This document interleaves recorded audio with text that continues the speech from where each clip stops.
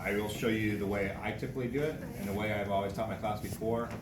Then I'll show you another way you can do it if you want, as long as you are achieving the end result of preventing the thumb from hyperextending from going back, which is a lot more common than the other. Then that's volleyball players hitting it, basketball players going through a crowd and getting it jammed back. So again, we're going to put pre-wrap around the wrist. So this is for thumb hyperextension. I usually split it about 1/3 and 2/3 off. You're going to use the wider portion first, and typically it's the proximal interphalangeal joint.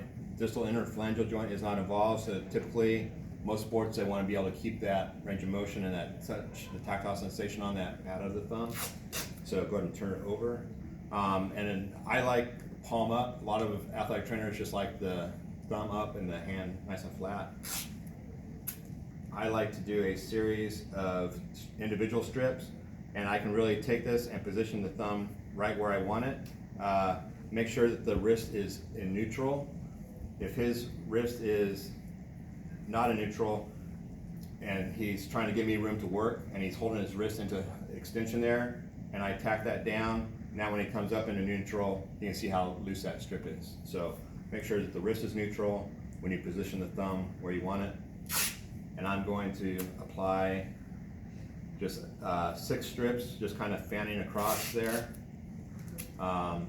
Might make a real shallow X up at the top end there, but I am keeping all the strips on the anterior aspect of the hand, and I'm not moving around to the back side of the thumb. So we want 6. So there's 6. You can see nothing on the back side too much. It's all preventing the thumb from coming back that way. And then I've taken all 6 of those from the wider portion. Now I have a nice long continuous strip that I can use that's a little bit narrower, that I can just kind of trace that. First time around the thumb, I'm going to very loosely go around there just to tack those strips down on that end, and then come back into thumb. Should have enough with the 6 strips on there. You should have enough to go around a couple times, and then it comes just about back to full width of the tape, and then just one strip there.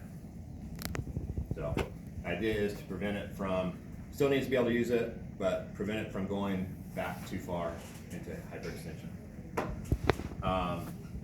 So the easiest way is just, you have to unwind it from point A to point B.